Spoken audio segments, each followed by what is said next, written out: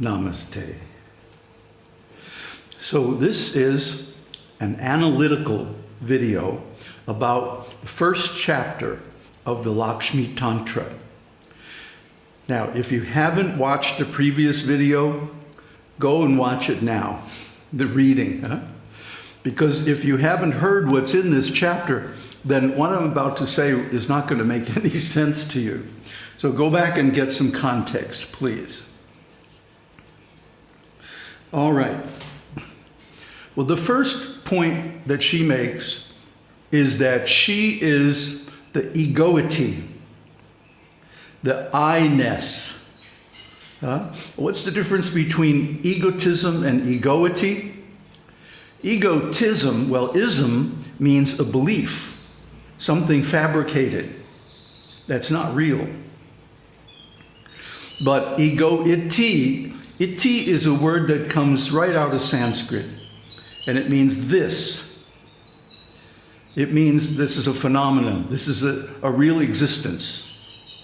Not an ism, not a belief, not a philosophy, but a reality. So the egoity, which is present in everyone, is her. She is the self. Now it's interesting that she claims to be the self. And what does this really mean? Well, let's take a look at the first chart. It means Atman, which is one's awareness of existence, awareness of beingness, minus the upadis, or restrictions, equals Paramatma. And she describes Paramatma as the end of the way of ways. In other words, this is it. There is nothing further than Paramatma. A way is a path that leads somewhere. But once you're in the level of Paramatma, there's nowhere else to go. And of course, within Paramatma himself, there is no duality, no boundaries, nothing at all. He's completely free to be all of space, time, and beingness. And so this is his actual nature, Paramatma. Now, I'm using his and her, but really, Shakti is beyond his and her. The only reason they use male and female as a metaphor is so that we can understand their relationship. That he is the powerful and she is the power. He is the authority and she is the power behind the throne that backs him up. So this is different from ordinary relationships because it's structural. It's permanent. It's not like they went off, they met somewhere and married, got married or something. No, they are like this. This is their being, their very nature. So once Brahman comes into manifestation, then this Paramatma can be realized. By who? Only by the Suris. Who are the Suris? They are the saints. They are the sinless people. They are the self-realized people. Now, whether you realize Paramatma in form, as with a Vishnu form, or without a form, as the all-pervading universal self, doesn't really matter. Ultimately, when you go inside, you transcend all forms. And then the only thing that's important is the function. So once you find within yourself the egoity that is present in everything, both moving and non-moving, both living and non-living, both sentient and insentient, this is Paramatma. And it doesn't have any form. It's pure consciousness. And it's beautiful. It doesn't have any awareness of anything else, only itself, because there is nothing else at that level. This is prior to the manifestation of the cosmos. So even that state exists during the manifestation of the cosmos. And those who are free from sin, in other words, who have cleansed all the upadis. We have a series on upadi that you can watch here if you don't know what I mean. Then one can realize the universal self. So Brahman, in its own self, is without parts, without boundaries, unconditioned, beginningless and endless, because there is no time on that level. But when Brahman comes into manifestation, and nobody knows why. Brahman simply decides, okay, I'm going to manifest the creation. It's stated in the Upanishads, I am one, let me become many. So when he moves into manifestation, he becomes Shiva Shakti or Lakṣmī Narayan. Just depends on your point of view. Depends on how you're looking. You know, they're really just different names for the same things. A different metaphor. That's all. So don't get caught up in discussions, which is better, Shiva Shakti or Lakṣmī Narayan, Shaivism or Vaishnavism. Don't get caught up in that. That's foolishness. Anyone who really knows the scriptures knows that they declare that Shiva Shakti and Lakṣmī Narayan are one. They're one and the same. Just that Shaiva religion accepts everyone, even ghosts and demons and hobgoblins and whatever. Whereas the Vaishnava religion is very particular. It only accepts people in the mode of goodness, or at least cultivating the mode of goodness. So it's more restrictive, it's more conditional. But on the other hand, there is less danger. It's slower, but safer. So Brahman, in its native state, is full of the divine qualities, but they're unmanifest. When Brahman manifests those qualities, then Lakshmi appears. And Lakshmi is also invested with all those 6 qualities. And we're going to go over them in just a minute, so you'll know what they are. Then from her manifests the first personality of Godhead, Vasudeva. Vasudeva means the combined egoity, the selfness of all living beings.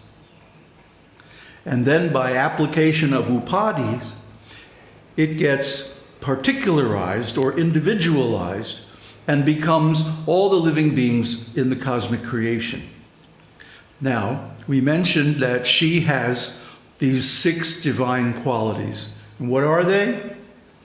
Jnana, which here means knowledge in the sense of consciousness, direct knowing. And the next one is Aishwarya, which means sovereignty. She's the controller. Whatever she wants, that's what happens. Shakti, power. She has the power to do anything whatsoever. Then there's Bala, effortlessness. She's so strong. Bala means strength. That to create the whole universe is like nothing for her. What to speak of killing demons and all that stuff. Then Virya. Virya also means strength, but in a different way. In this way, it means changelessness. That she can resist the force of time. She doesn't change. Even though she emanates the whole cosmic creation, controls and sustains it while it lasts, and then destroys it at the end, she remains unchanged. So she is the changeless one. And this takes enormous power, enormous strength. It also means that she can defeat anyone. And finally, Tejas. Tejas is another word that kind of means strength or power. But here it means she's completely independent. She doesn't need anybody's help to do anything. She has all the powers of Brahman invested in her. And then, by means of these powers, she emanates what's called the chatur-vyuha. The chatur-vyuha means the 4 forms of Vishnu. Now, what are these 4 forms, and how are they related to the qualities? Well, here we see the 6 divine qualities, just as we showed in the last slide. And now they're divided into inert and active. Jnana, Aishwarya, and Shakti are inert, in other words, changeless. And active powers are Bala, Virya, and Tejas. These are the powers that she exercises in time to bring about different effects. So now, let's look at the 4 incarnations of the Catur-vyuha. The first one is Vasudeva, and he is like Brahman. He's also changeless and inert. He has all 6 qualities, but they're unmanifested. The next incarnation is Sankarshan, and he has the qualities of Jnana and Bala. And as we see, Jnana is the first quality in the inert category, and Bala is the first quality in the active category. Next is Pradyumna, and Pradyumna has Aishwarya and Virya, and similarly, those are the second qualities in each of the inert and active categories. And finally, Aniruddha.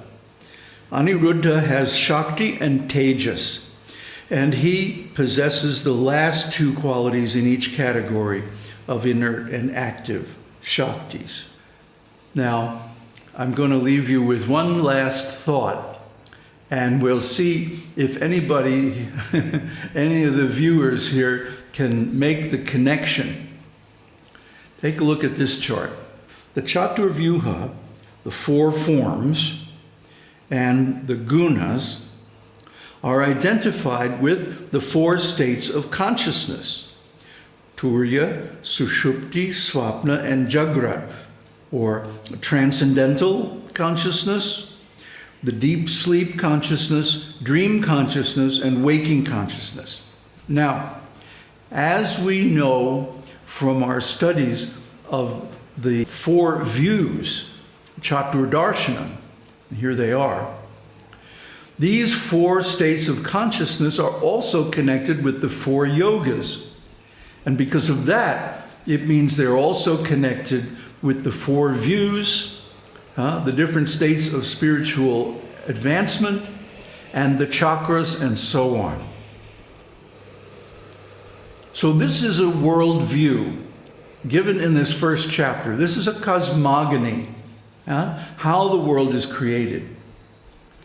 And this is a view that brings together all the 4-fold manifestations in the cosmos based on consciousness. After all, without consciousness, we wouldn't even know if there was a world out there, would we? Or what to speak of a world within. But there are both. And consciousness can be directed either outward or inward, according to our desire and attention. Now, the problem is when consciousness is directed outwards, it leads to karmic entanglement and rebirth. But when consciousness is directed inward, it ultimately leads to recognition or realization of our divine status, our absolute consciousness, our selfhood, our egoity. And this is Lakshmi. So again, Here we have a beautiful metaphor. Just like in the stories about Shiva and Shakti, we have a metaphor about Lakshmi Narayana that covers the whole field of consciousness and its various degrees of realization. Now, the interesting thing is, the most extroverted layer of consciousness is Jagra. And this is the consciousness that most people are in most of the time. They're looking out through the senses at the world. But the reality is, without consciousness, we wouldn't be able to see any of that. It simply wouldn't exist for us. So, for example, when we wake up in the morning, we move from sleeping to waking, from svapna to jagra, consciousness. And boom, the world comes into existence. The body, the senses, all of that suddenly exists, whereas it didn't just a few moments earlier. So the change in consciousness means a change in worlds. And the process of self-realization means to gradually progress from this waking, extroverted consciousness to dreaming, introverted consciousness, and then to deep sleep consciousness, which is why the Buddha and other sources of meditation instruction emphasize contemplation of emptiness, nothingness, the void. This is Suśupti. In Suśupti, there is consciousness, but there's nothing to be conscious of. One is detached from the senses and even the mind. And finally, when one realizes all of this, one attains Turiya. Turiya, whether it's spelled Turya or Turiya, just a difference between North and South India, is the fourth state of consciousness. It includes all the others. And that's why the early morning and late evening hours are preferred for meditation, because in those times we move between waking and sleeping consciousness. And in the interim, there's a short gap, and that gap is Turiya. So if one can be very observant at the time of awakening in the morning and at the time of falling asleep in the evening, one can catch a glimpse of Turiya where both waking and sleeping are present at the same time. This is the borderline, the sandhi between night and day, sleeping and waking. And this is the ultimate state of consciousness, which is actually the highest stage of self-realization. Aum Tat Sat. Aum Shakti Aum.